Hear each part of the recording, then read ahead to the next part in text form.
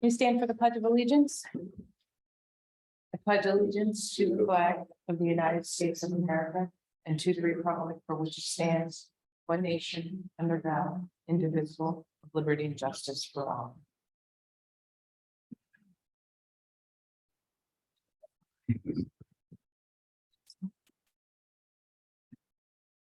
I want to welcome everyone to the regular Lower Gwinnett Board of Supervisor meeting for Wednesday, March 22nd, 2023. The Board of Supervisors did meet in executive session prior to tonight's meeting to discuss matters of litigation, personnel, and real estate.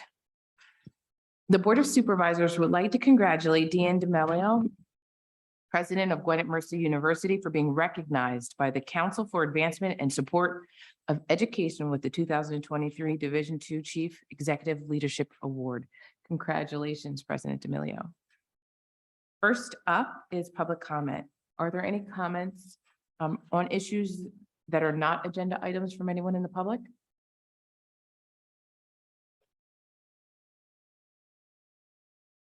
there any? No? Seeing none. Next up is building and zoning. First up is the authorization to advertise an amendment to the zoning ordinance, removing permit requirements for campaign signs. I'm going to turn it over to our solicitor to give a little background. Thank you.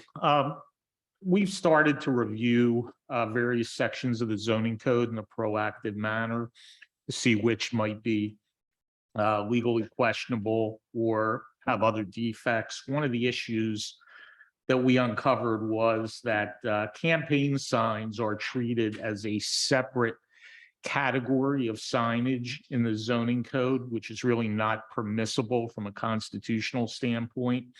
As a result, this would be an authorization to advertise an amendment which would eliminate that categorization of campaign signs, that separate treatment that we find constitutionally problematic. So included in our manager's report was the ordinance. Are there any questions from the board?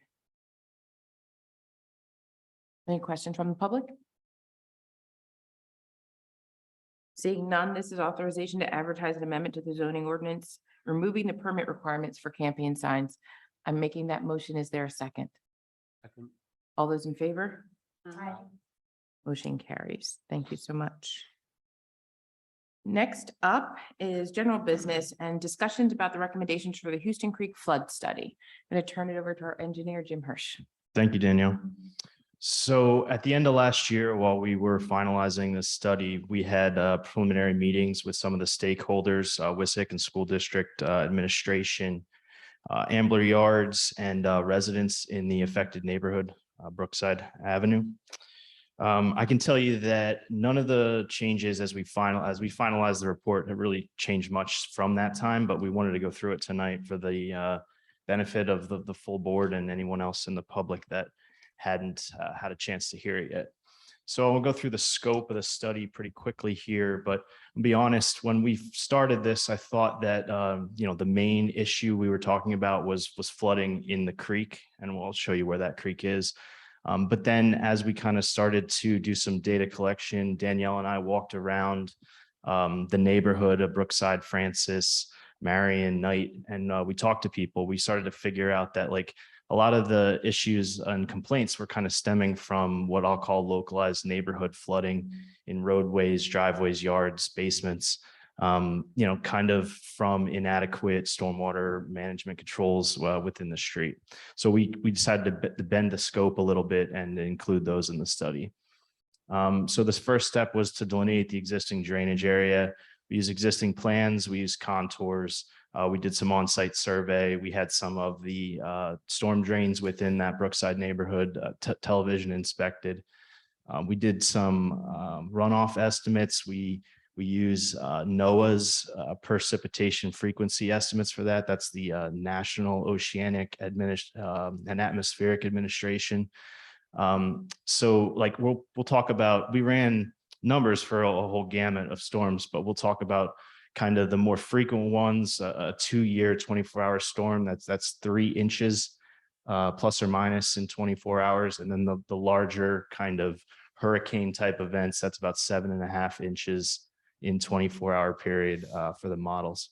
So for the analysis, we first we did a capacity analysis. So we took a look at like how much flow each of the obstructions along the creek can carry. There's a couple culverts, there's bridges, whether those bridges go over roads or like people's driveways. And then there's actually in Ambler Yards, there's a building on top of the creek. So that's a bit of an obstruction as well. We took a look at what improvements we could do to reduce the rate and volume, and then how much of a benefit those can provide. And then, we'll continue to investigate the localized flooding issues and kind of try to come up with some ideas for that. We want to identify potential improvements and then come up with recommendations and priorities. This is a FEMA map of the study area, kind of just shown there. The Houston Creek is this stem here, and it is a tributary of the Wissahickon Creek. The main channel of the Wissahickon Creek is over here. This is actually Whitpain, and then the septic tracts are right in this area there. If you want to go to the next slide, JB, there's an aerial that'll orientate us a little better. So this is just showing the entirety of the drainage area for the study. The creek kind of comes underneath the septic tracts here and then makes its way through a series of pipes and culverts within the Ambler Yards development. And then it's under Spring Garden Street here. And then it's through these backyards of houses that front on Brookside and or Marion up through there, and then under a culvert under Knight Road. And there's a existing dam on the school district's property here. The headwaters, or the beginning of this stream is somewhere in here. If you walk in through here through the school district's property, like you will certainly see base flow in the stream. But as far as like floodplain mapping starts, FEMA's map starts it right at the dam, and that's kind of where our analysis and study points kind of all downstream of the dam. But Jim? Oh, sorry. yeah. A Go ahead. question. Yep. So is that, you're calling that Houston Creek? Yeah. Is that a real creek, or is it just due to development that it's a catchment area? No, I think it's a real creek. It's on FEMA's map. It's called Houston Creek. I didn't name it that, but it would have been a good idea. And yeah, so no, it's a real stream. It has base flow. It's I think a situation where, and many situations happen like this all over the county, where development happens directly adjacent to, and sometimes creeks get enclosed. There's tons of enclosed creeks all through Ambler Borough. But there's base flow in there, and it's a stream. Okay, so are there any EPA or other protections for a stream? Yes, there are DEP protections for a stream, and then because FEMA has floodplain around this particular stream, there are also floodplain management requirements. Okay, well, go ahead and finish, but I'd be interested in hearing how that creek is going to be preserved if any work along those lines is done. Okay. That runs into the Wissahickon, right? It does, yes. Okay. So the total drainage area to what is a study point is the SEPTA culvert is this entire magenta outline here, and it's 280 acres. It encompasses all these neighborhoods down in here, Brookside, Marion, Francis, most of the Wissahickon School District's campus, the high school actually, and the high school and the football field drain to a different creek, so they're not within this drainage area, but the elementary school and middle school, the admin building, all that's in this drainage area. Part of Ambler is in here, across Mount Pleasant, and then all the way up to the neighborhoods in Lower Gwinnett that are along Aileen and Judy are also in here. Before we move on, we just want to point out that like existing stormwater management controls, like basins or dams or anything that's supposed to control rate of flooding, there's only 3 in this entire development. There's the existing dam of the school district, which we'll see a picture of in a minute. There's a basin that was built or it's adjacent to the admin building for the school district. I think it was actually built when they built the elementary school. And then when Ambler Yards did their land development 4 or 5 years ago, there's an underground basin on their property. But other than that, there is not one bit of conventional stormwater management controls in this entire 280 acres, which is contributing to a lot of the issues that we're seeing. So Jamie, if we could go to the next slide, what we're doing here is the first part. I'm going to go through the first part of the analysis, and that was conveyance capacity. We'll start all the way upstream. This is the dam where the study kind of begins. This is a picture, top one downstream of the dam. And then if you scroll down, the next one is the top side of the dam. It's essentially an obstruction built over the creek that in low flows, there's a pipe at the bottom. The low flow gets through, and anytime there's a larger event, there's an impoundment area behind it that can allow for some water to pound up or build up and then get slowly metered out there. It's a DEP regulated dam. So like it has a dam number. The school district inspects it on a yearly basis. Nothing that I really see leads me to believe that it's being poorly maintained.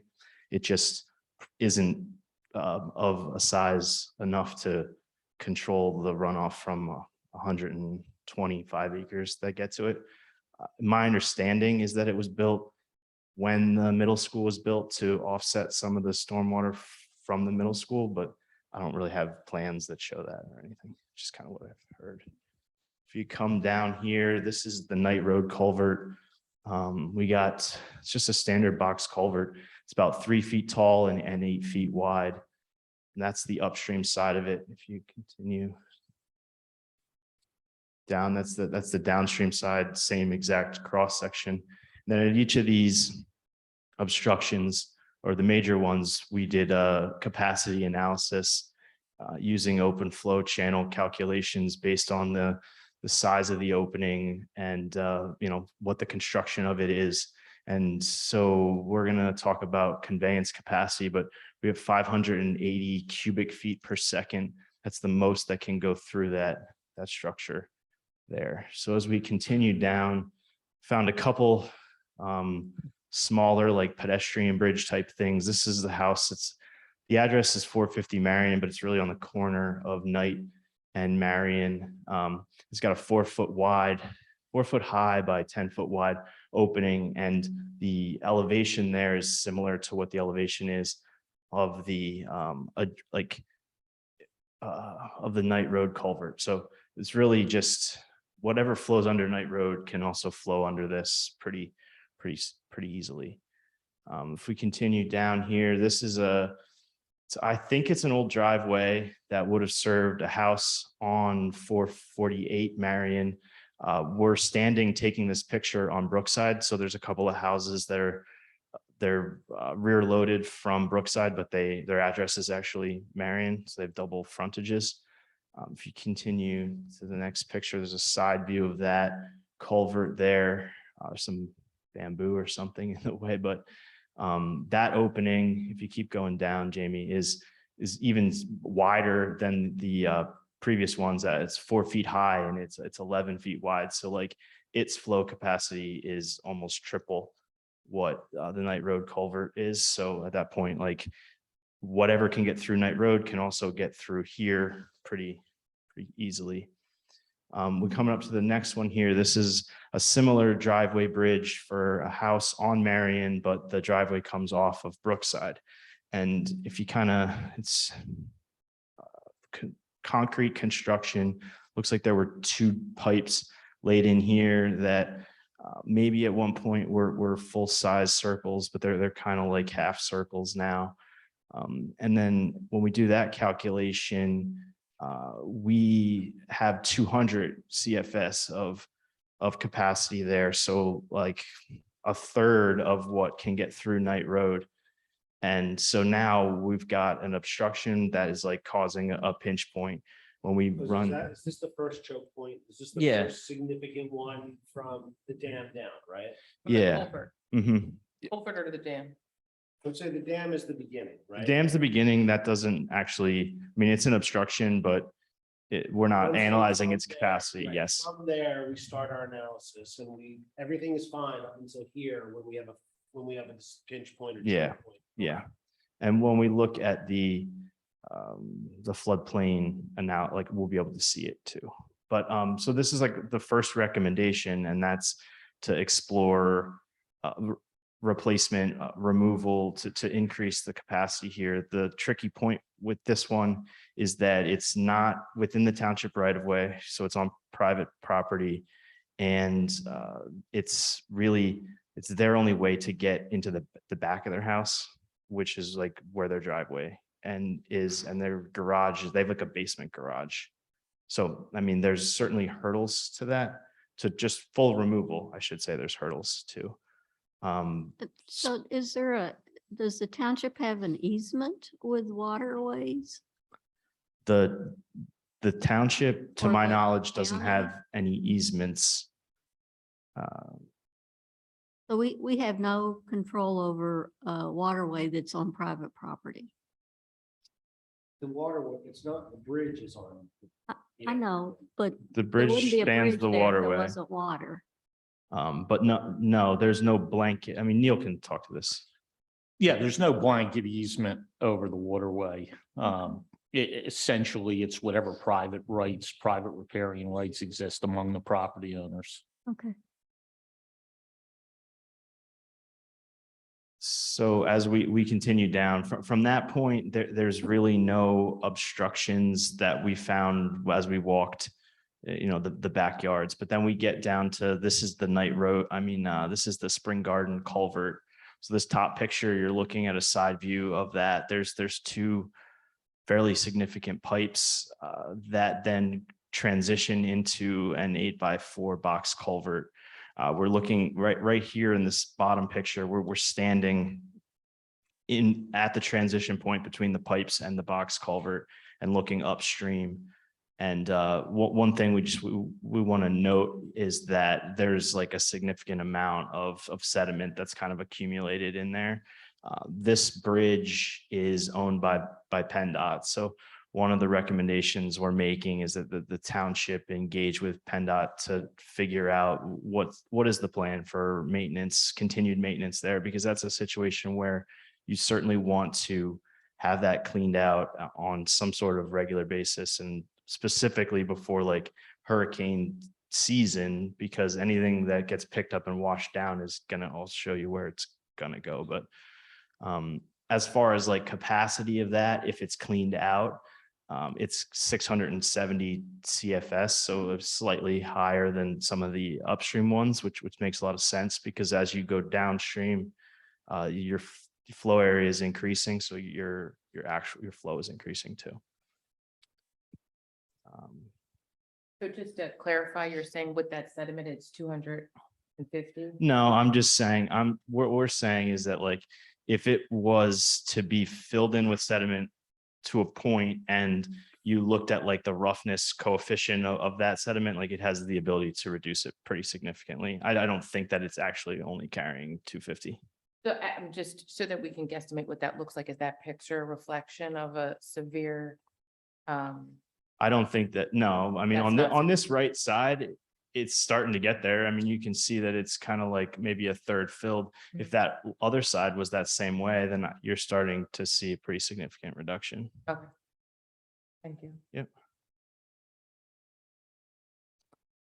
This is the building that I mentioned with Ambler Yards, where it's literally on top of the creek. This is their building 19. The 8x4 box culvert that we were just standing in on Spring Garden Street it transitions into these three 36-inch pipes that go underneath this building 19. When you take a look at the capacity of all three of those pipes combined, it's only 250 CFS, whereas some of those upstream ones were 500, 600 plus. So this is certainly another pinch point, and something that when we gave the presentation to Ambler Yards, when we talked to Matt and Mark, we said that one of the recommendations to them, not necessarily my recommendation to the township to do anything on this private property, is to explore replacement of those pipes with a box culvert that has capacity equal to, or essentially equal to what is the downstream septic culvert, which is the next picture here. If you take a look here, building 19 is behind me. This bridge here is the one that we've been talking about, them widening for fire access. That's a project that Ambler Yards is committed to.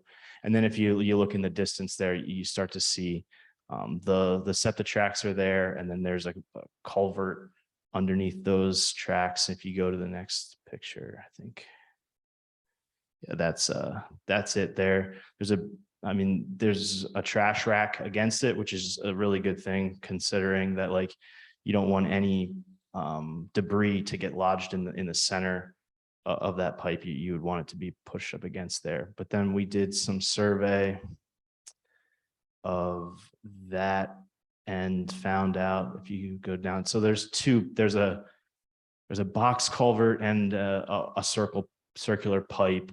When you add them up together, they can carry about 615 CFS. So it's pretty similar. Not exactly the same as some of the upstream stuff, but it's kind of similar.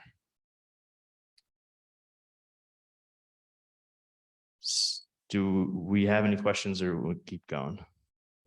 Okay. So the next step was to try to figure out what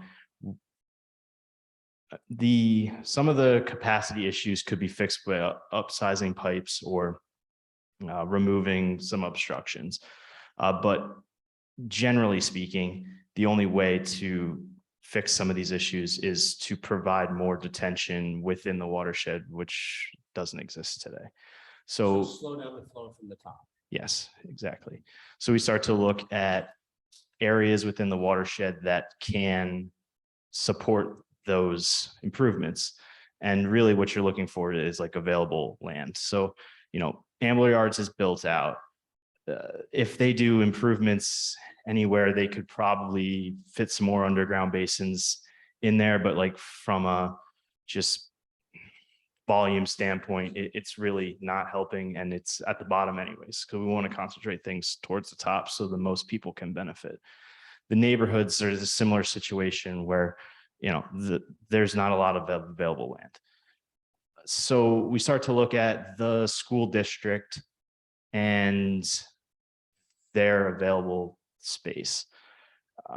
There is a little tributary, or it's really a drainage ditch, but it comes in here and bypasses the dam and takes flow from all the way up to the school district parking lot, in the high school parking lot, all of Houston Road, and the existing smaller basin from the admin building discharges to that swale and comes over here.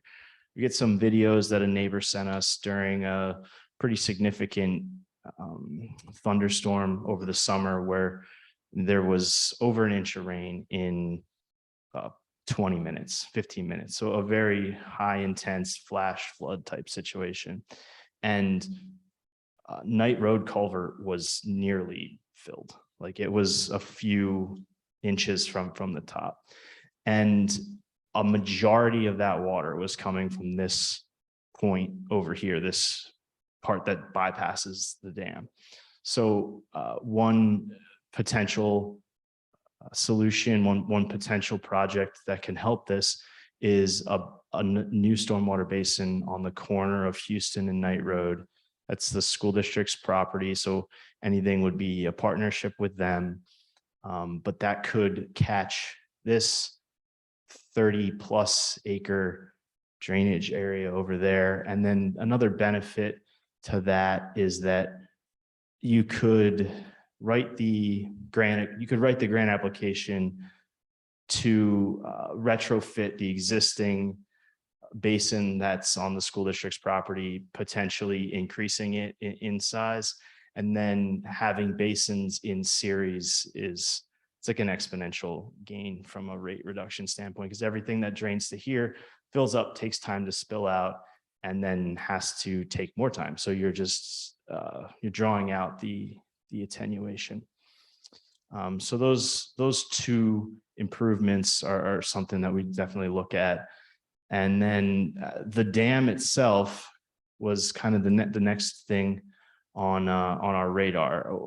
China, we would love to kind of mirror this situation and like do it over here too, because if you look at it, it's sort of like the center goes to the dam, this side goes to here, this side over here comes in this way. But unfortunately, this is, I think it's Montgomery Road, the development there. And then there's a couple houses that front on Night also. So wasn't really an opportunity there, unfortunately. Just to be clear, that the Montgomery, that area that you're talking about, that's kind of almost Lower Gwinnett and where Ambler meet, where is that draining to? Is that what's going down Francis? So based on the contours, the bottom part of this Montgomery development comes towards Night Road and then goes towards the culvert there. This top part of it goes to the creek, which runs in through here and then ultimately gets to the dam. So this Yeah. little yellow line is what gets to Into the the dam? dam. Yeah. Okay. Mhm. So anything that's below that yellow line is just coming to the homes? It's Trying coming. to get down. to- Yeah, it's working its way probably this way, I would imagine. But yeah, I mean, it's coming to, To Francis and Brookside, trying to get down to the creek. yes. So Jim, I'm sorry. go ahead, Danielle, No, I was finish your just gonna say, thought. so is that the water that the individuals that reside on Francis Avenue are experiencing as it relates to the Yeah. flooding in their backyard and front yards? So this green blob down here is kind of the area where I'm talking about localized neighborhood flooding. And this street here's Francis. What is happening is water comes down Francis. There's only like 1 or 2 inlets and a pipe through these backyards to the creek here.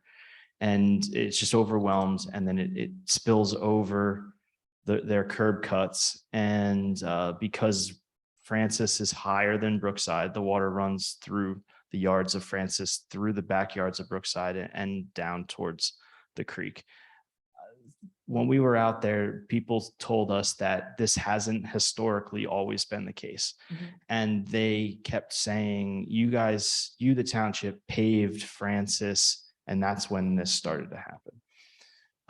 The type of paving that we did on Francis is the ultra thin overlay, which doesn't really have the ability to affect drainage like that because they mill along the curb line and then they put like an 1/8 inch down.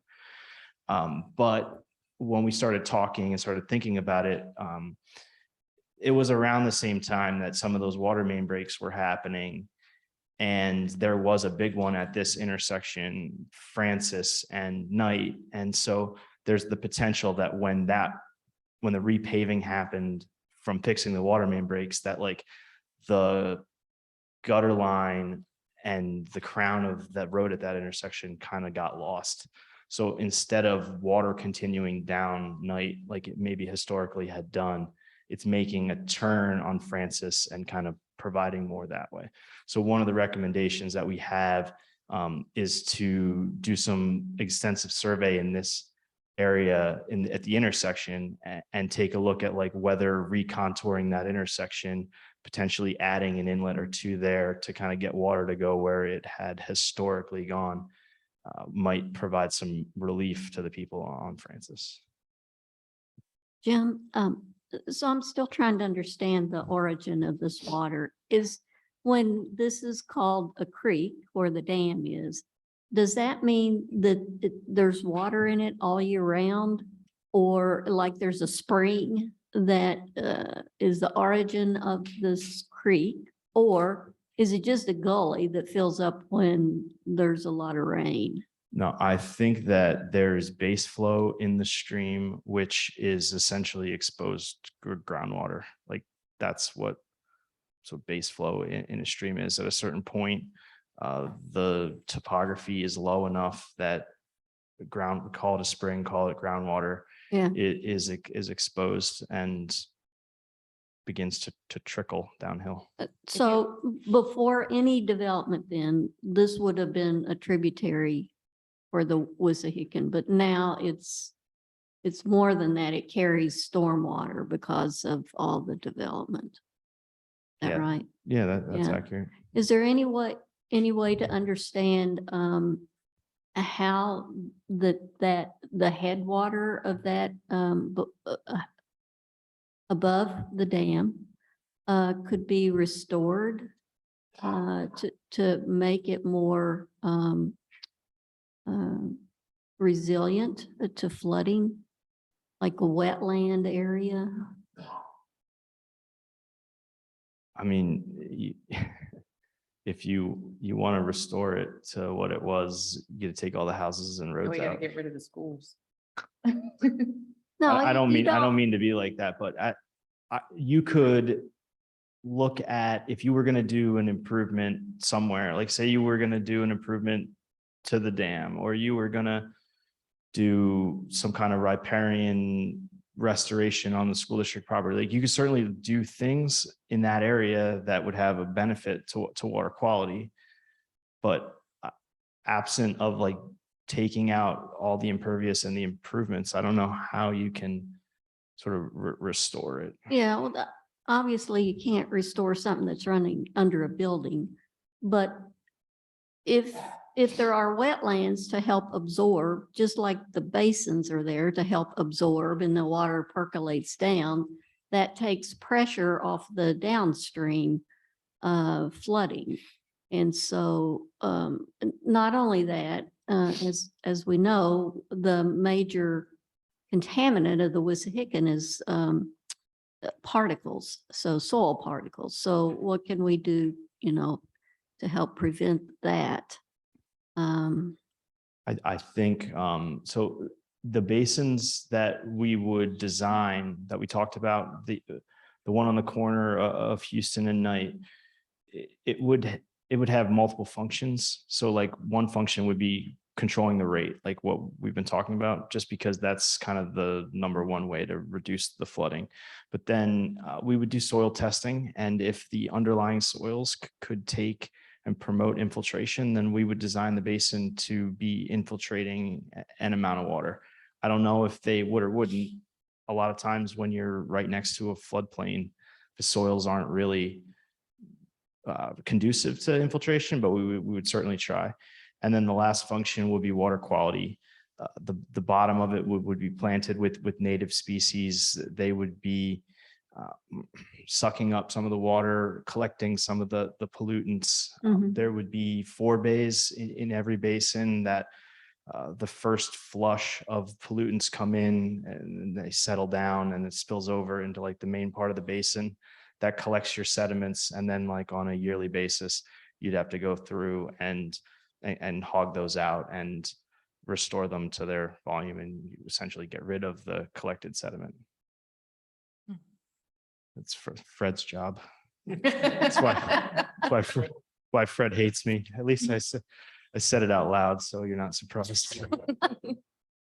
Oh, that sounds good then, Jim. Anything to help restore sort of the headwater absorption potential. Yeah, Seems and good. so there's the good that comes from doing that, and then there's also the reality that as we design the basins like that, it opens us up to a lot more grant opportunities. All these grant agencies want to see your basins, increasing the water quality. So we would definitely do that for a myriad of reasons. And then, okay, I'm sure you're going to talk about this, but not just above the dam and the other basin that you've proposed, which I think are wonderful, but are there any potentials for increasing the riparian edges along the creek as it goes further down? I don't, so on the school district property, if you walk in through here, I feel like you'd be probably pleasantly surprised with how much vegetation there is on each side of the dam or on each side of the creek as it leads up to the dam. As you go through the neighborhood, there's not that much opportunity just because the yards are small and the distance between their backyard and the creek is not, it's not much.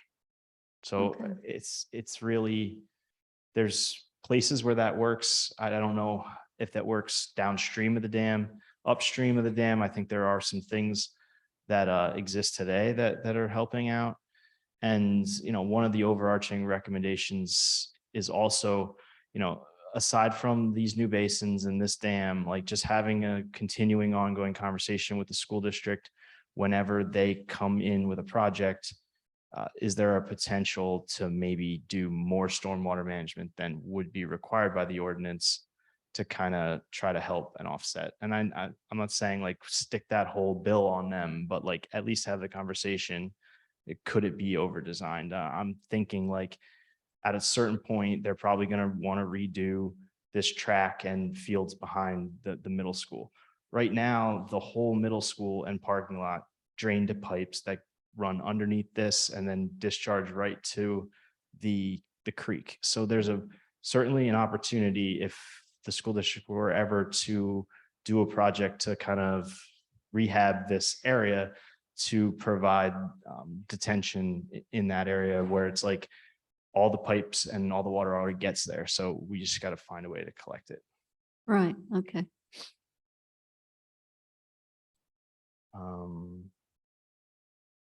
I think that's all. Well, we definitely took a look at what could we do to the existing dam? Could we just add an outlet structure on it and like have it have multiple levels and kind of let water out at different paces depending on how full it was? At its current like capacity with the volume behind it, that doesn't really work. We can slow down some small storms, but then it ends up overtopping faster in the larger storms. So that wasn't really an option. If you're going to do anything to the dam, you would need to increase the impoundment area behind it, which would require clearing a lot of trees, and it would also require like removing a lot of earth, and it's going to become a pretty costly endeavor. It's not something that I threw out completely. Like it's in here, it's a recommendation, but when we start to look at prioritizing, there's certain things that are maybe a little easier to lift that I think we should look at first before we go all the way there. Would that higher cost or, you know, widening the dam or removing a lot of ground and trees, if we were to do that, would that resolve the problem, or would we still have? No, it's we'll get to like how much each thing resolves the problem. But it's a situation where each thing will have an incremental benefit. If you put them all together, it'll have the most benefit, but it's not going to solve everyone's problems. Like There's still gonna be flooding, or it's just not gonna be at. it will not be as severe. Sweeping part of the. Is there any, I'm sorry. Is there anything that we could potentially do that would completely eliminate this problem 100% outside of eradicating the houses and schools? I mean, at this point, it's so far gone that it's Yeah, not. no, I don't you think, can't reverse it. I don't think that there's anything that is realistically feasible that you could do. I mean, to me, this outline here in green is like what would need to be cleared and hogged out to create volume behind the dam to get a 1 foot drop in water surface elevation during a 100-year flood event. And that's only going to be 1 foot. Yeah. So in reality, like it's a situation where the development has impacted the creek and the neighborhood surrounding the creek to the point where it's almost irreversible, but we can take steps incrementally to kind of reduce at least the major flooding. Yeah, I we mean, see, to like, in me, the I spring think you're storm. gonna see, and if we keep going down, James, there's some, this here, we got a series of exhibits, but the gist of all these is that this outline in green is the 100-year floodplain. So across there is how much is flooding during that time. The red one in the middle is the 2-year floodplain. So like you can see how much wider the swath is when you get 3 inches versus when you get 7.5 inches. But if you, can you zoom in, Jamie, on this area, like in here? This first one is just removing, it's not doing any of the upstream improvements. It's just removing or enlarging that driveway bridge off of Marion. So like the magenta line is what's existing. And then the red one here is what would be proposed. So like that whole area in hatched there is like what gets reduced by taking the bridge out or enlarging it. So it's most, you can see that like it pops out onto the street in even a 2-year storm with that bridge being modeled there. But when you take that bridge out, it's really not popping out onto the street. So, I mean, that's to me a decently significant situation. But you see no benefit in a 100-year flood for this scenario, just because like the bridge takes up a small part of the available flow in comparison to like everything that's inundated in a 100-year flood.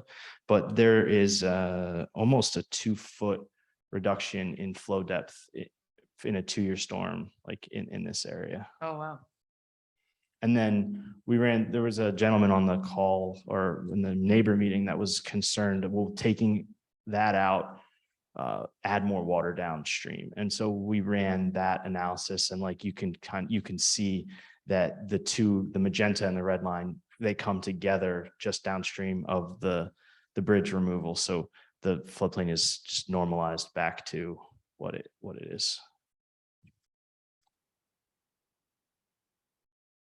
That's significant. Yeah, I do think it is. We can go to the next one. This is putting just a new basin at the corner of Houston and Knight. I put the peak flow analysis on here just because I think it's important. We analyze flows at Knight Road at the culvert. And so by building that basin there and choking back some of the flow in that area.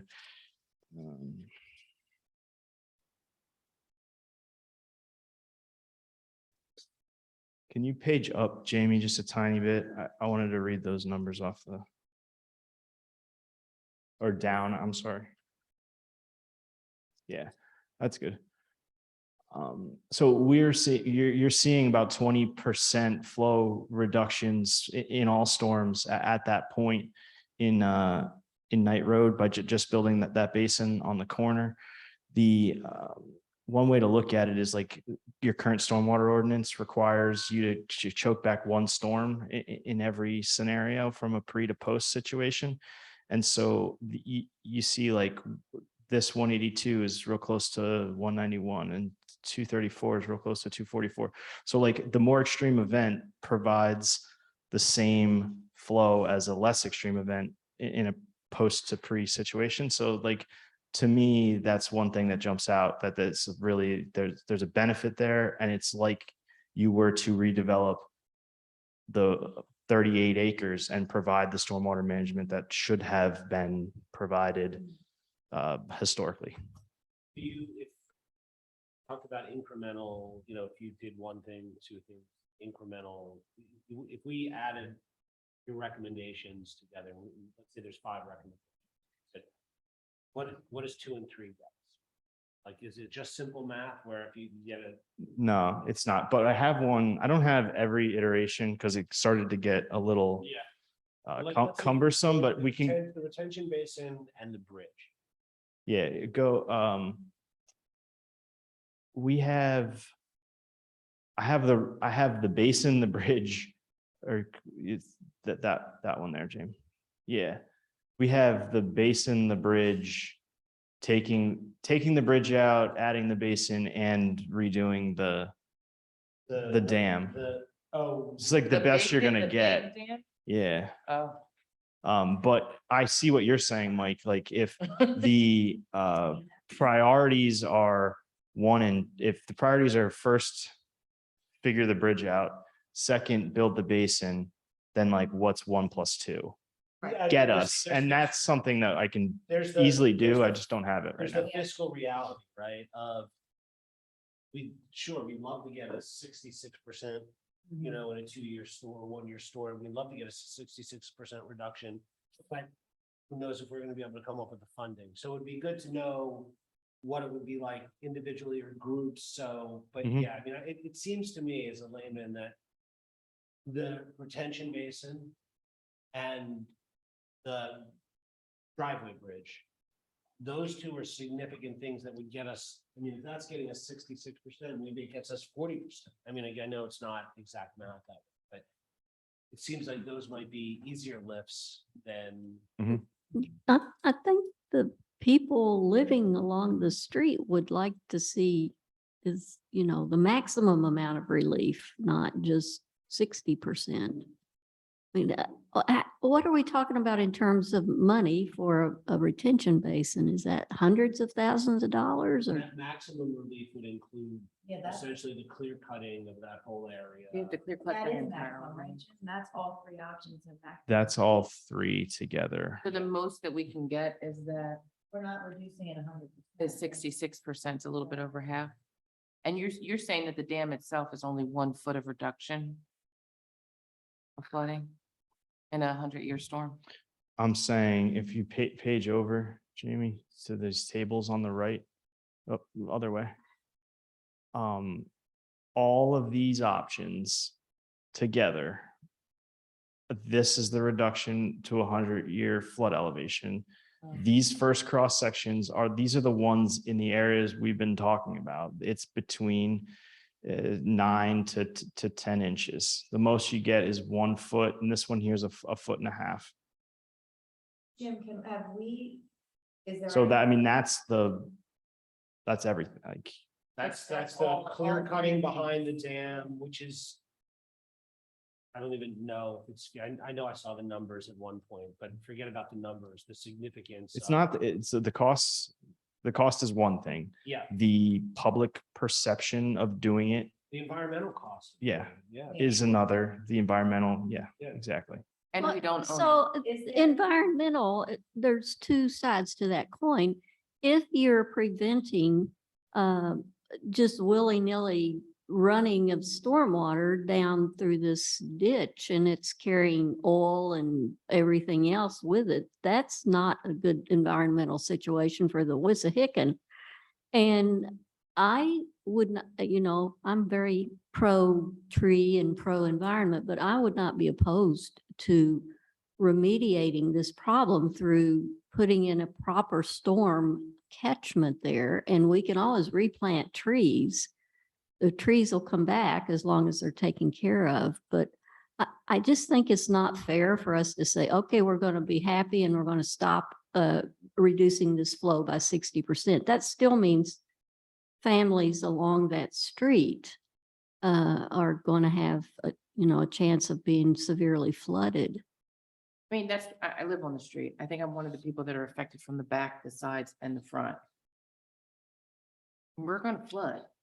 Like, I've accepted that to some degree. I think if the highest amount of reduction that we can get is 66%, but what that includes is like a cost benefit analysis. We're gonna have to completely change the landscape of what that wooded area looks like, affect the wildlife, the trees, It's not ours, right? the natural That's- vegetation, that's but we not- also have to remember, we don't even No, own it. no, you It's don't the own the school land. district. So there's the hurdle of getting someone to agree to do something on their land. But And the- then yeah. the reality is that they're never going to do that if they have to own the dam in perpetuity. Mhm. So the township would We would have be to. the acquire- most likely candidate to own the dam. Is there anything, so we're just talking, we haven't gone north of the dam. Is there anything that can be done north of, I don't know if that's north, that's right, upstream of the dam? Yeah, like, is there any area? There's no real land, there's no real area across Bethlehem Pike in Aileen and Judy, because those are all just, they're larger lots and there's no like common open space there. I think that potentially if the school district ever did anything with the track behind the middle school, like that's upstream of the dam, and that's an option.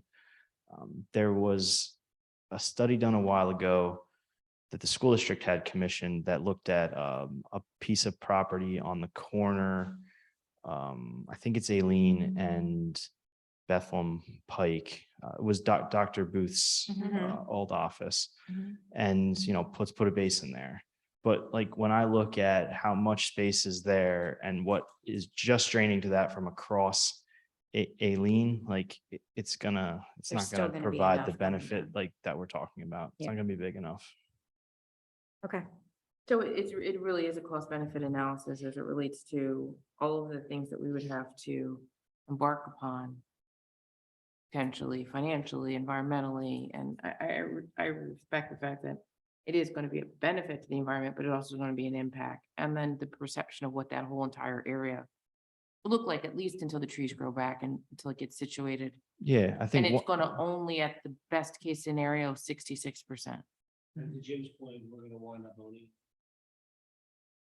That's Yeah. gonna be our headache. But without the dam, I guess that's kind of what Mike was asking you, that large undertaking, which is a little bit outside of the realm of perceivable, but just because we don't own it and it's not on property, if we could do everything else but that, if we had a percentage of what that would look like. I think it's interesting to me. yeah, that would be helpful information, because if it's only 20%, that, council's in favor of maybe.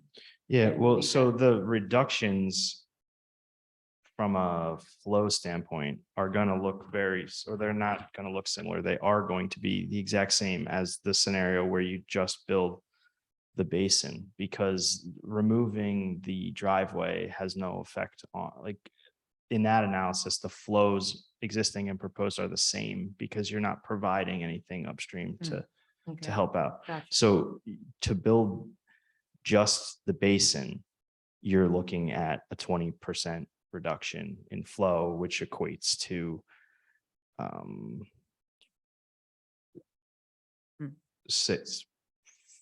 4 or 5 inches in the 100-year elevation. Now, the flood elevations would change if we ran those proposed flows from the basin in the model with the bridge gone, Well, because it'd be easier for it to get through. So that's one thing. I mean, it's certainly, yeah, but like the flows aren't going to change because there's only one improvement. Now, the flows could change in a positive way if we retrofit the existing basin and enlarge it, the one that's on the corner by the admin building. Mhm. Because these 20% reductions don't take that into account. So you could get potentially more. I'm not going to could you say. give us those two, the basin, Yeah, the retrofitting? No, we can do that. And then the removal of the bridge, and just tell us what that percentage is. Yeah, sure. Which is really good. Yeah, thanks, Jim. Yeah, I thank don't you. know if you're done, but I mean, it's. Oh. We're getting closer. The next slide is how we reduce it 100%. And I also, I think like to Tessie's point, like we're making recommendations, we're prioritizing them. Mhm. There's nothing to say that this can't be a living document. And there's also nothing to say that like, just because the big lift with the dam is a lower on the priority now, that like a future board or future thinking, or you got all these 1, 2s, and 3s done and you're like, what else can we do? Oh, now let's do the big one. But I don't think that you can can't snap your fingers and to do them all at once. It's too big of a lift. No, I'm just concerned that, I don't know, if we say we're not going to do what beyond the sort of 40-50% reduction, what message does that send? I mean, I'm just, well, it's a hypothetical, so we'll see what you have as a recommendation. Okay.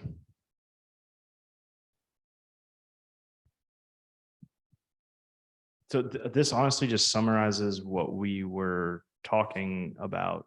So priority one, exploring the potential for the replacement or enlargement of that driveway bridge.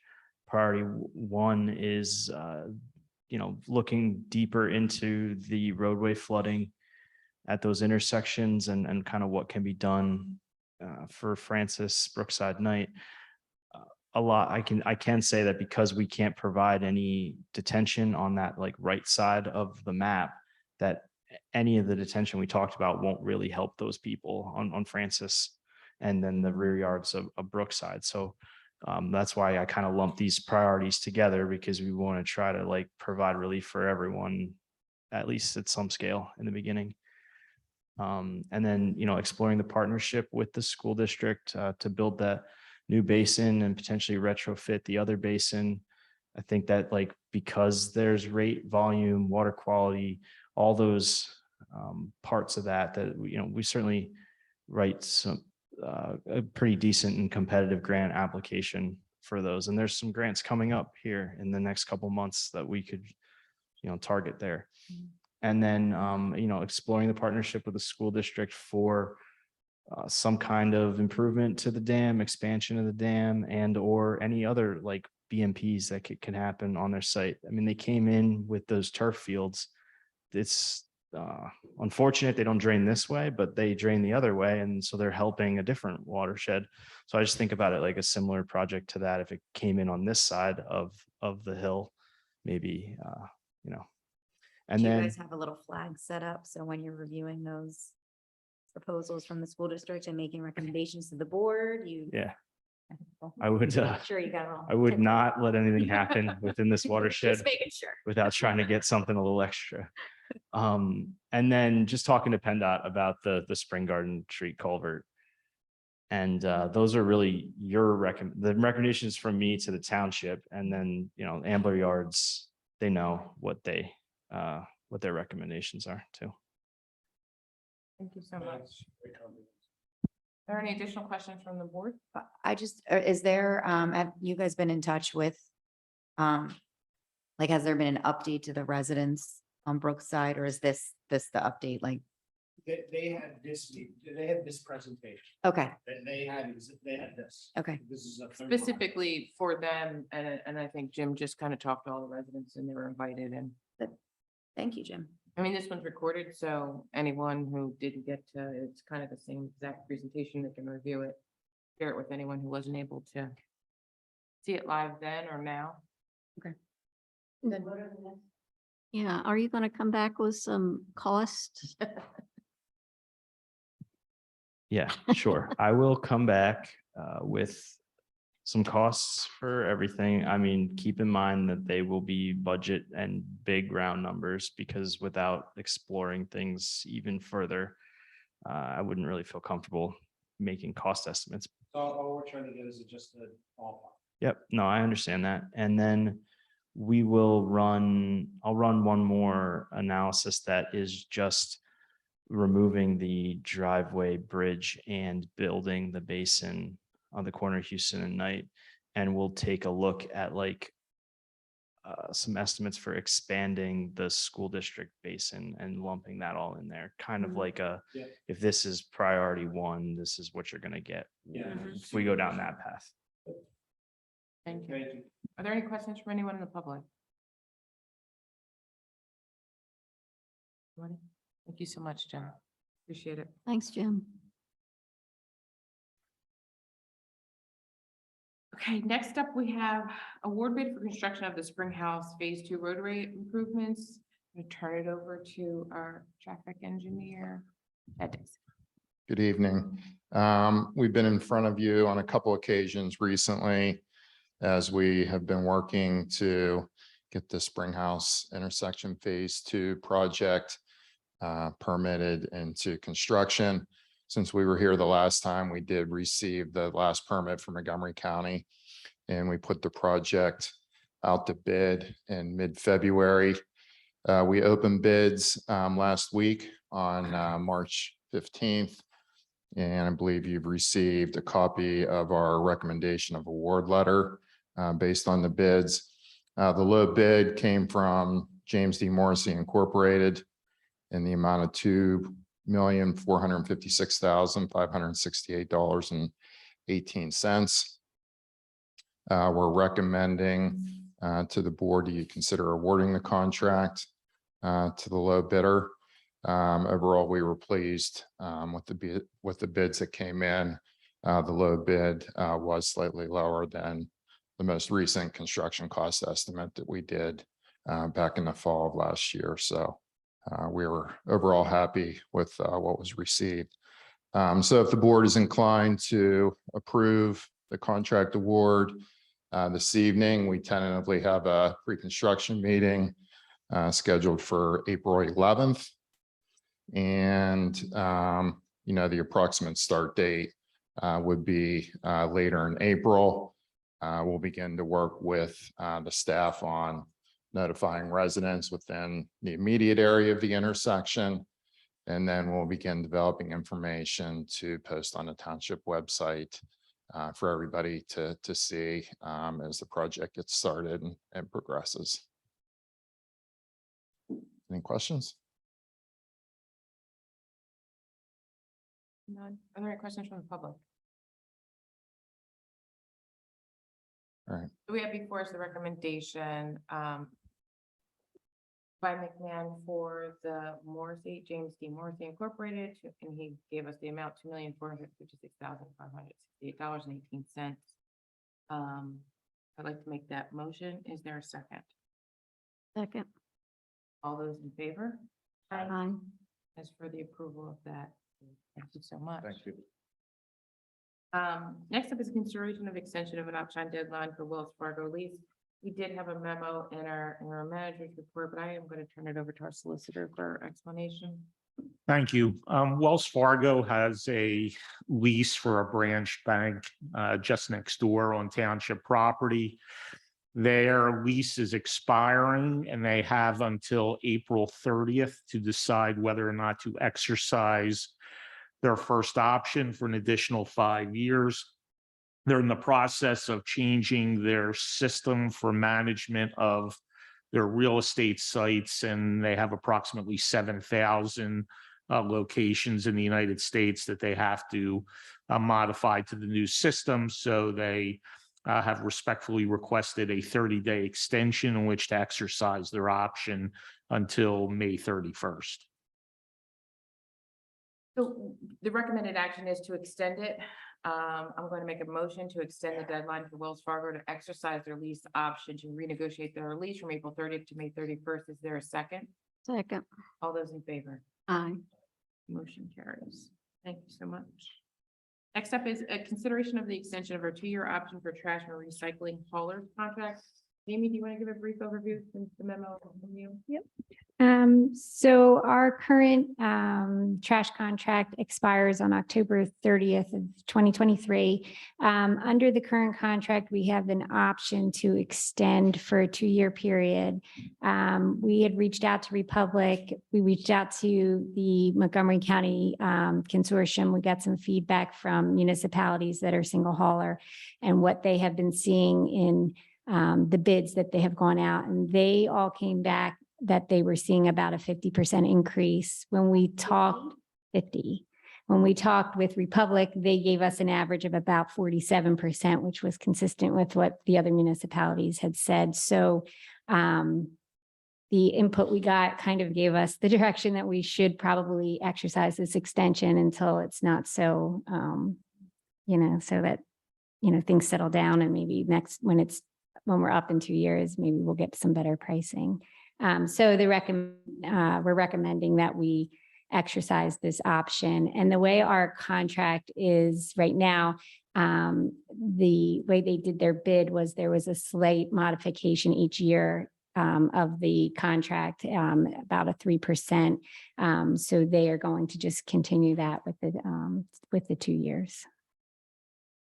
Jamie, do you know what's behind that sharp increase? They had said some of the labor, same like labor shortage, they don't have a lot of laborers. And just the cost, I guess, associated with the collection. We have a joint, like our contract includes the trash collection and the recycling. I guess some municipalities actually separate that. That's a major issue too. And they're able to, they're actually really being selective about what contracts they bid on. And if they can get into a municipality and use the trash trucks that have the mechanical arm, that can keep their costs down because they don't have to hire the laborer. So, but that's just kind of what they're seeing. Just the cost of doing business is really what it is. So a lot of that cost may be associated with using the landfill. Yeah. So we don't really have any, or at least in my mind, a lot of hope that prices are going to moderate. I don't know. You don't know. Fair enough. Any additional questions from the board?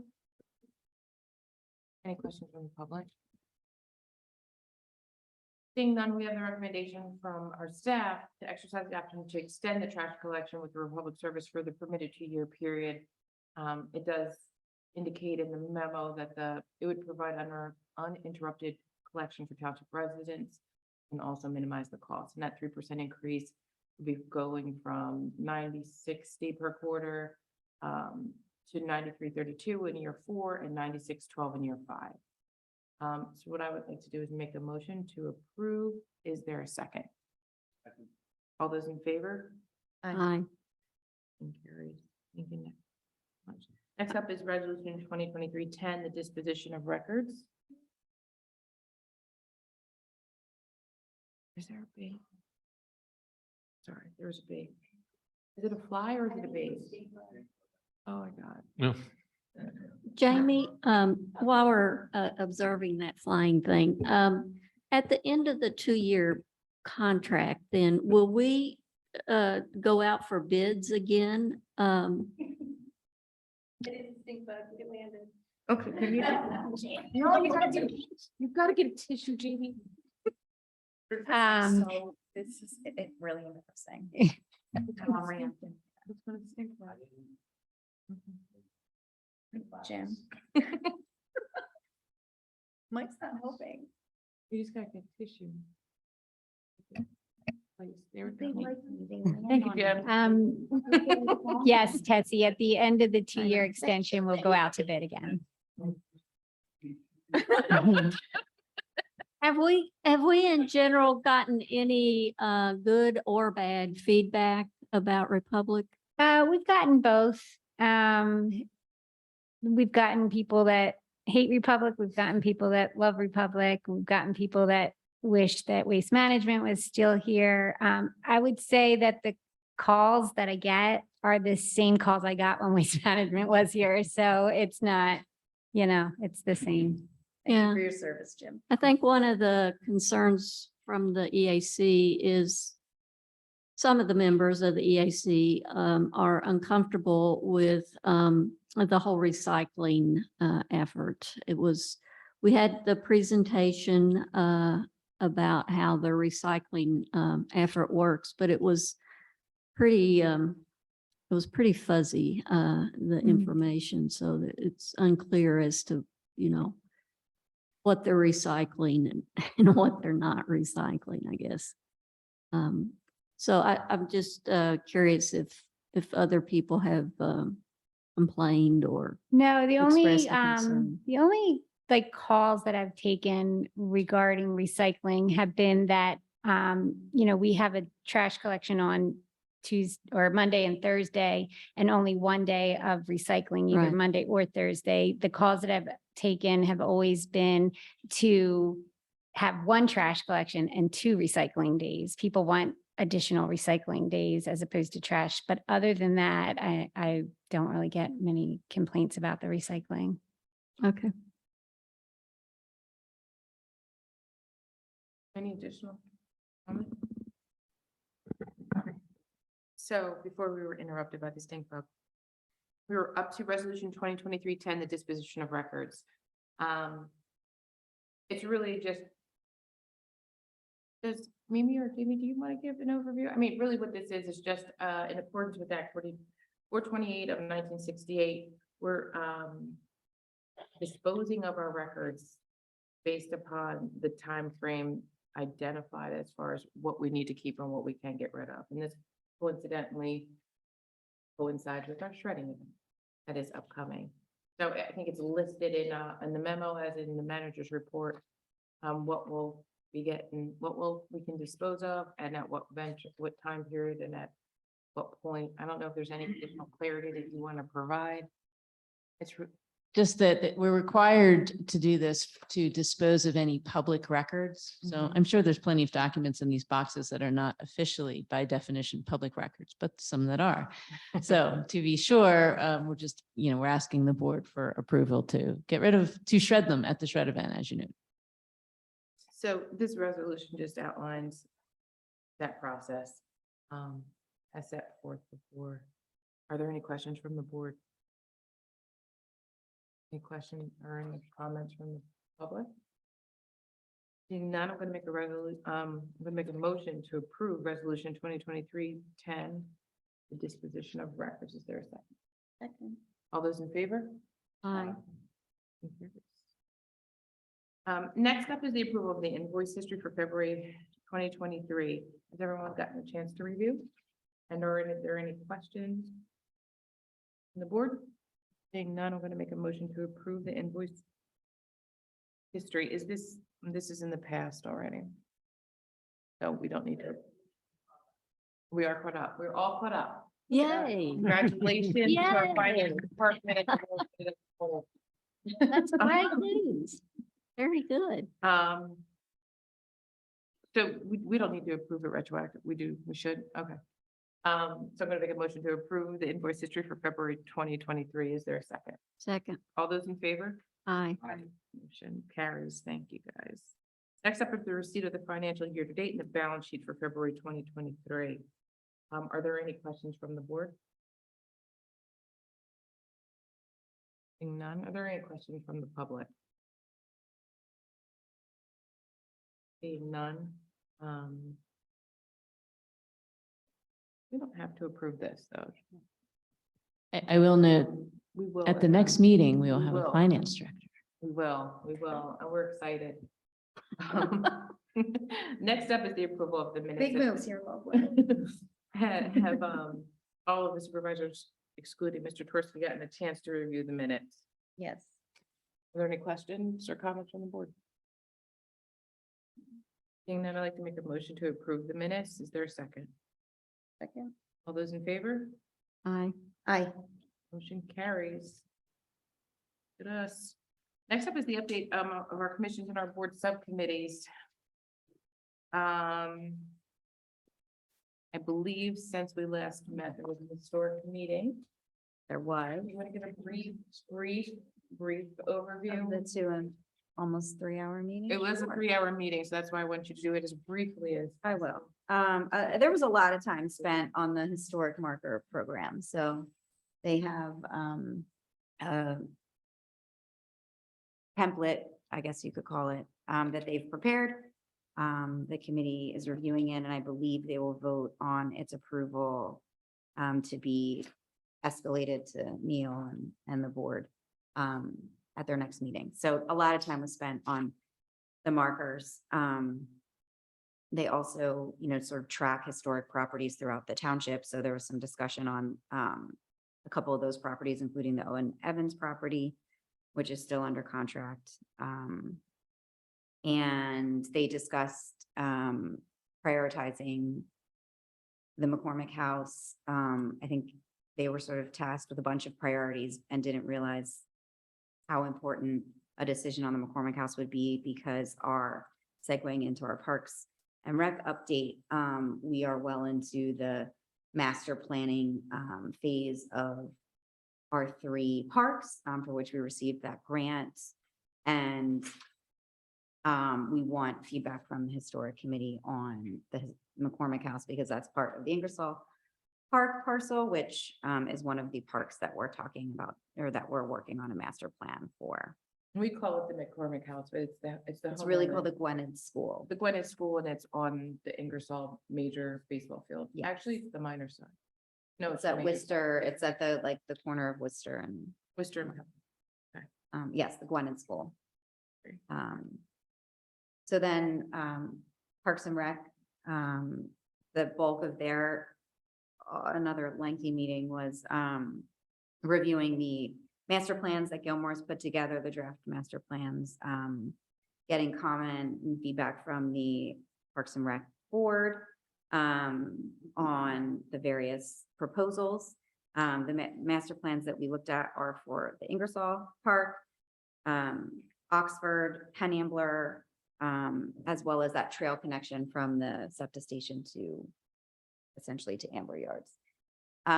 We also discussed the subcommittee that's working on the master plan with Gilmore, had meetings with some of the stakeholders like the Little League, Wislax, Ambler Junior Baseball, Wissahickon Trails, a couple other that I'm probably blanking on, interested parties. And so we also discussed the feedback that they gave, because we allowed them to provide feedback on this draft. So then hopefully it'll be ready to come to the board in a few months. So we're getting there. We're getting there. And Parks and Rec, I just wanted to mention the Easter egg hunt is on April 1st April 1st is the Easter. in Penland Woods. April 1st is the Easter egg hunt in Penland Woods. Do you know the time? No, that was a test. I'm just. It's on the website. I want to say 10 to 1, but I probably. Probably make it should up. review the website Yeah, just like, so you don't miss the Easter egg hunt. Yeah. April 1st, Penland Woods. Yeah. EAC? Essie or Mike? They have not met since the last time we had a board. Oh, we have not. Okay. If you have, I have one thing that I forgot about to write down on the agenda for the employee updates, but I did get a notification that the Tree City application was approved. So Oh, that's I'll nice. send out the information, because it has like a link to where you can get the materials that show you're a Tree City. So Thank you. That's great news. That's been a while, hasn't it? yeah, it was 2 years ago? Well, we applied the first time. We applied the first time in 2021, but we hadn't had the proclamation and had the actual Arbor Day Okay. designation, and then we had the tree giveaway in the fall. So we had to reapply, which I did. And they just, like, I followed up because I hadn't heard anything. It had been months. And then they said, oh, we're making a decision last Friday. And then I got a notice this week. So Very good. Thank you, Jamie, for following up. Thank you so much. But the Human Relations Commission has not met, and I do believe the Fall Fest Committee is meeting on Thursday, correct? correct. So that's all for our subcommittees, staff updates, and I can see that you guys have some exciting news.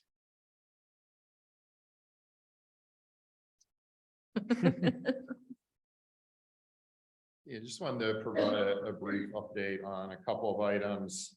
I believe it was back in the first meeting in February.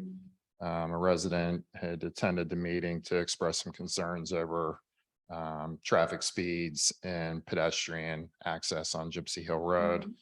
Since the meeting, we did go out and do a field view and just a broad review of what the existing conditions are out there and some of the traffic control signing and pavement markings. And the chief and his folks also collected some speed data. The speed data showed that, most vehicles are traveling about 4 to 5 miles per hour over the posted speed limit in this area, which isn't completely out of the normal for what you would typically see on your average road. The signage and pavement markings in the area are pretty consistent with what you would customarily see. You know, for the area of the S curve and the narrow bridge. There are no pedestrian facilities, as everybody knows. Adding pedestrian facilities along the corridor isn't necessarily an easy fix. There's a lot of roadside, I'll call issues that would have to be dealt with in terms of drainage swales, fences, large areas of vegetation, and other roadside obstructions. So we discussed with staff, and what our recommendation is for the township is one to, which we mentioned, I think at the February meeting, was for the township to submit a request to PennDOT to do a more detailed safety review of the road and see if there's anything that might be eligible for their low-cost safety improvements program, which has been used in other places in the township, like on Evans Road, to see if there's any enhancements that can be done with signs and pavement marking treatments to help keep travel speeds at a manageable level and enhance safety in the area. And then in regards to pedestrian facilities, since the township is going through its comprehensive plan update right now, to sort of evaluate where that might fall in priorities to add pedestrian facilities along the corridor. The other item is we were here in February to present the pedestrian crossing improvements that are going to be implemented on McKean Road by the Springhouse Innovation Park. All the necessary easements have finally been secured and dedicated for that. We received a preliminary schedule from their contractor this past Friday. They anticipate mobilizing next week with construction to begin the first week of April. And they anticipate being completed before the Memorial Day holiday weekend, if not sooner. So we hope to hear from them soon, and we'll be monitoring their work as they proceed with the improvements. And we'll also work with staff to get some information on the website for what people can expect to see during construction. No letters just went out. I talked to some people, it was very well received, happy to have the information. I don't know if you've had any calls. Yeah, you know, I haven't heard anything negative. Great. Chad, on the topic of the Gypsy Hill Road, that sharp S curve, it seemed to me the last time I drove it that the area the first S curve after that little bridge still needs some rocks or something. It looks like there's an area of erosion alongside the street there. Is that our responsibility? No, it's PennDOT. Okay. That'd be Can PennDOT. we communicate that to PennDOT to fix that? We can certainly communicate that to them as well. So that was going to be my question as well, kind of like, so the conversation or the asking or the submitting of the request to PennDOT, do we need to formally vote on that? Or is that something that we can kind of direct you to reach out and start that process with PennDOT? You can just direct us to work with staff to Oh, correspond. there's another question too. I'm sorry. Go ahead, Danielle. No, I just driving that bridge. I drove it a couple times. I don't go that way often, but I drove it a couple times recently. And it really seems like it should be a one lane bridge. And is that something PennDOT would evaluate or? Two cars can pass. I mean, you can, No, but you but gotta be it's really, you dangerous. gotta be really. on And no, point. yeah. And exactly. no that- person. could It is be- a one lane bridge. It's meant to be a one It lane doesn't bridge. have any signage indicating it's a one lane. It just says narrow. It's just narrow. So like, I went on it with another car and we could have like held Oh. hands as we crossed. I Yeah. would never recommend that. I mean, you can, Yeah, it doesn't say. it doesn't indicate that it's a one lane bridge. It does. Yeah, people and people who live there, like I live there, so I know I stop when I see a car coming or we wave people on, but so many people use that as a cut through, especially with all the construction on 202, that a lot of people don't know that. It's extremely narrow and there's no indication that only one vehicle should be going through at a time. I And people thought there don't. was a yield sign. No. No, Yeah, okay. that would be one of the items we would So specifically that was, point out. that's what I was gonna Mhm. say, like a yield, a pause, any of that. So Take a breath. think about it. So if you could, I mean, I think that we all agree that we would like you to work with staff, to have conversations with PennDOT, to submit a request to see if there's any enhancements that they can do. Is there any other steps or recommendations that we can potentially consider, just because it isn't safe in any way? I don't know why, I think it's dangerous to walk on that bridge if there's cars coming. So is there any other recommendations beyond just working with PennDOT? Not at this point. I think the first step is to let them do their review. Since it is safety concerns that the township will be expressing to them. They prefer to sort of take the initial lead on doing the review and then coming back to the township with some recommendations Is there on any, is what there they any might be able to do. timeframes that you could project? It kind of gets in the queue. They don't really give any specific timeframes typically. I tell all of our municipal clients just to try and be patient because they receive hundreds of requests similar to this throughout the region, and they have limited staff to get to them. So typically though, when safety matters, they try to get to it in the most timely manner that they can. Chad, I have a question, and I'm sorry, this is a completely separate thing, but it has to do with PennDOT. Mhm. You know, on the 309 ramps, how they get like lots of trash along the edges. Is there any way, like best practice that can be used to improve those shoulders on those ramps so that they won't trap all that trash? Can PennDOT address that? The reason I'm asking is we have, like the EAC has sponsored people to pick up trash along there, and that's okay. We can do that, but there should be a engineering way to address that so that people don't have to get out on that shoulder and pick up trash. And there have been people who do it without the township sponsoring them. So because it is kind of an eyesore. Yeah, really the best the township can do is, communicate any concerns or displeasure to the county maintenance office. It's really a maintenance issue. It's not what you see on the 309 ramps isn't uncommon on other roadways. Unfortunately, I think it's mostly a function of the vegetation that's along a road or a ramp or a freeway.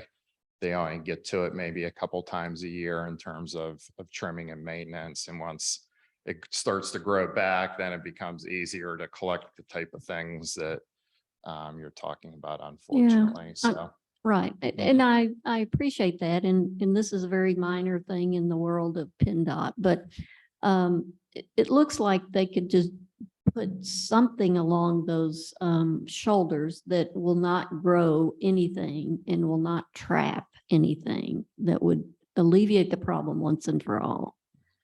I guess, I'm putting in my request okay, the next time you talk to them. sure. Thank you. Mhm. That all for you? Yep. Thank you so much. Chad, would you put on your list to follow up with that resident? Because you'd be the best person, I think, to explain what the township is doing. We would It's a- I can't, We would appreciate that. He did send us an email afterwards thanking us, but that would be great if you okay. could. Yeah, I'll get his contact information from Jamie. Thank you. Mhm. Next up is the Monco 2040 grant extension request. I don't know who's taking that. Jamie? You? We are we've submitted 2 grant requests, 2 extensions for the 2 Monco 2040 grants that we have. The first one is for the Dagger Road pedestrian crossing, and that's just because they had their pre-construction meeting and the schedule of when the construction is going to occur due to ordering the equipment they need is going to go beyond the deadline of the grant, which is June 30th of 2023. So we're asking for an extension just so that they have the opportunity to complete the project. And then we put in a request to extend the Monco 40 grant that we have from 2020. This was the original grant that we put in for the pedestrian improvements along Bethlehem Pike. It was the one that was for $200,000.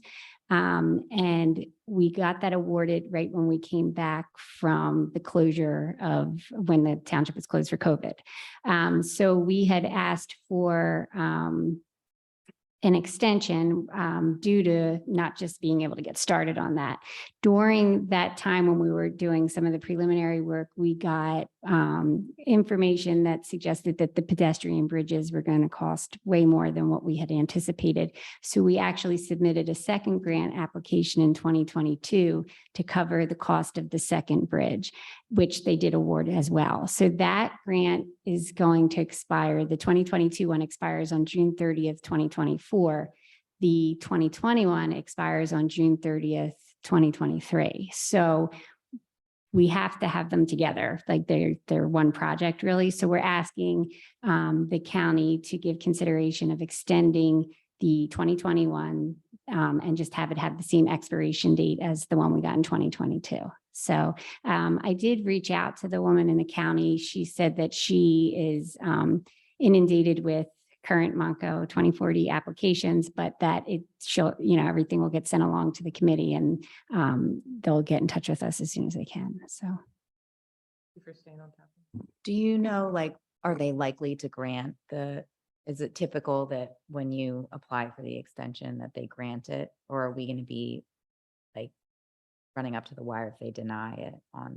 I think it's typical that they will extend it. The only issue is that the 2021 had an extension already because of COVID. So, but the fact that it's coupled with the other one and there is a commitment from the township to install it, and we want to complete this connection. And it's a really important connection, especially in line with their comprehensive plan. Right. So I think there's a general attitude that they want to see it complete. So if we're saying, hey, we have every intention of still completing it, they'll take that into consideration. Plus we gave them, we included a modified, like a revised project schedule so that they see like, this is where we're at now. And this is what we're planning. And a lot of that also hinges on the lead time to order the fabricated bridge. So that's like 6 to 8 months. So that alone should be,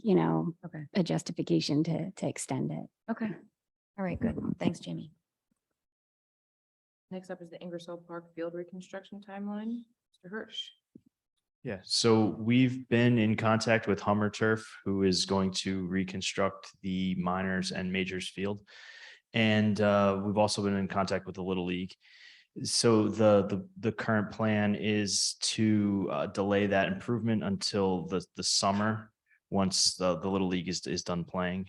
There's just Hummer is hesitant to start the work and try to cram it all in, and I agree with them. And we explained it to the Little League, and honestly, they've been great, like, to work with. And so they understand and are going to now go through the contingencies to get the fields ready for play in the spring. And then when they're done, we can come in and get them all ready for the fall.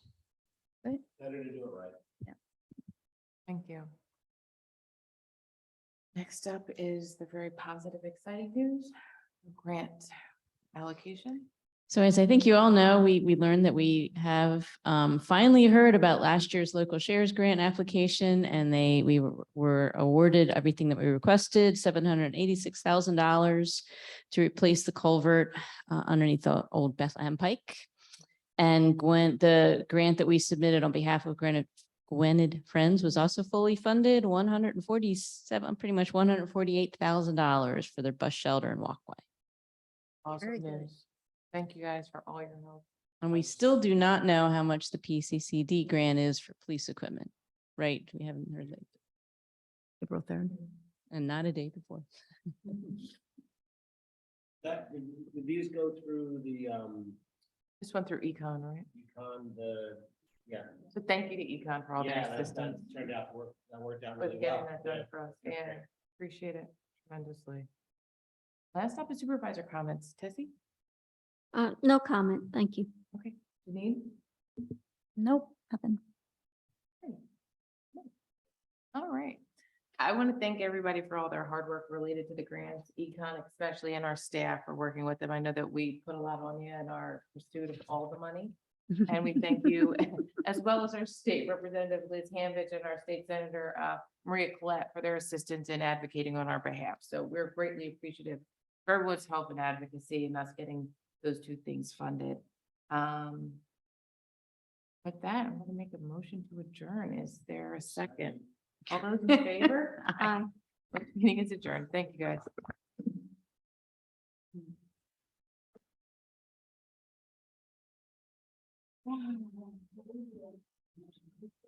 It's all, my whole hour.